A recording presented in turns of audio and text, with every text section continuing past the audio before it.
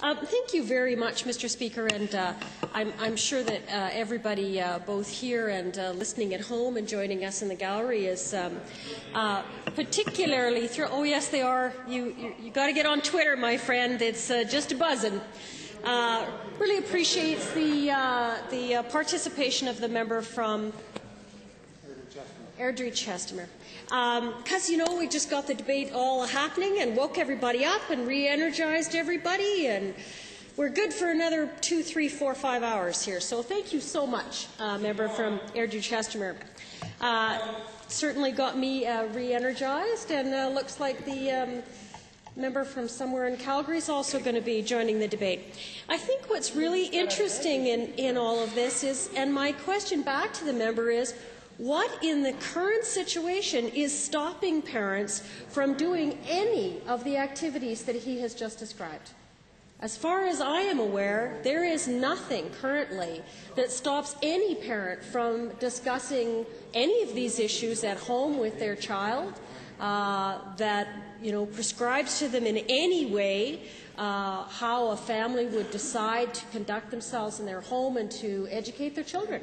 There is nothing currently that would prohibit that from taking place at all.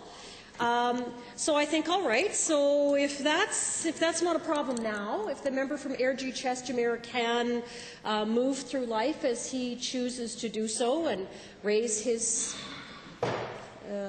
four sons as he wishes to, if there's not a problem, then why did we need this legislation brought before us?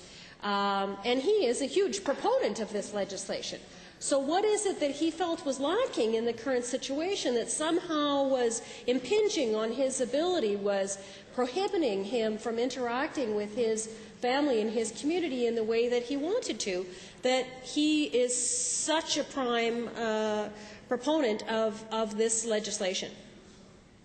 And the truth is that even in this legislation, I mean, what the issue is what's happening at school, not what's happening at home. And I have not heard any of my colleagues talk about what needed to happen at home, because that is a different realm. That is not a public realm.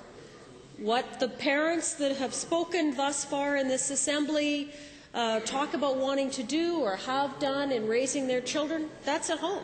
That's not part of what exists today in legislation, and it's not part of what is anticipated under this. So I'm not sure how this whole discussion moved away from what is in front of us in this bill and what is being discussed about what will be discussed or will not be discussed in a school setting, who is allowed to talk about what is in a school setting. It's not at home. And I haven't heard anyone stand up in this Assembly and call anyone a moron, except for the member who just got up and spoke, who then went on to say that the members in the opposition were somehow shameful. So the only group I've heard casting dispersions and throwing names around here is the very member who just spoke. I have not heard any of my colleagues today or the earlier time in second reading for this debate indicate in any way, shape or form that any parent was a moron in any choices that they choose to make. It just didn't happen. So I don't know why he feels the need to, he's the one raising it, he's the one throwing it around. Nobody that we've heard in Hansard.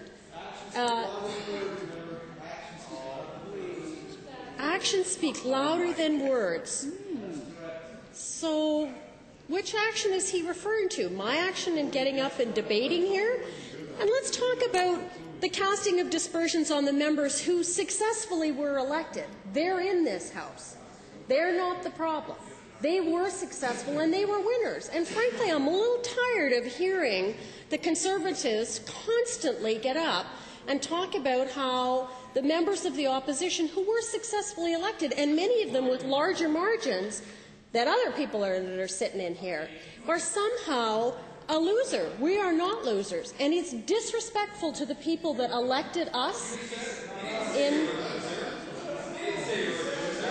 it's disrespectful to talk about people who were legitimately elected and serve time in this House as somehow not being reflective of their electorate and not being the primary choice of their electorate. So,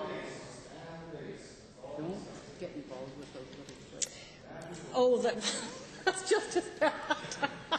So the focus of this bill is not about what people do with their children at home.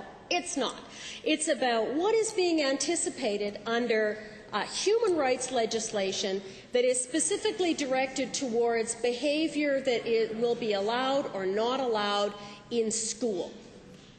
And that raises, and particularly under Section 9 and considering the amendment that's in front of us right now, it's a sub-amendment that is talking about discussions around religion, human sexuality, or sexual orientation.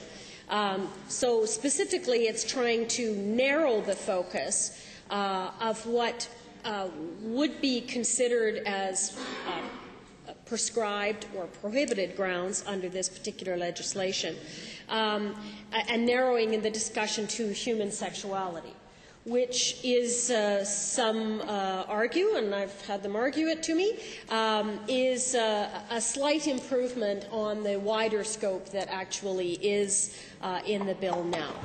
So I'm glad I got the opportunity to respond to some of the members'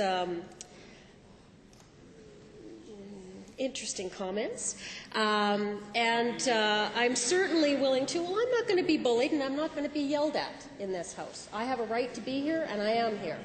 So you can mutter under your breath all you want and talk about how somehow my actions speak louder than my words. Well, I have taken the action in standing up and speaking in debate on this and supporting what I believe in and reflecting what my constituents believe in.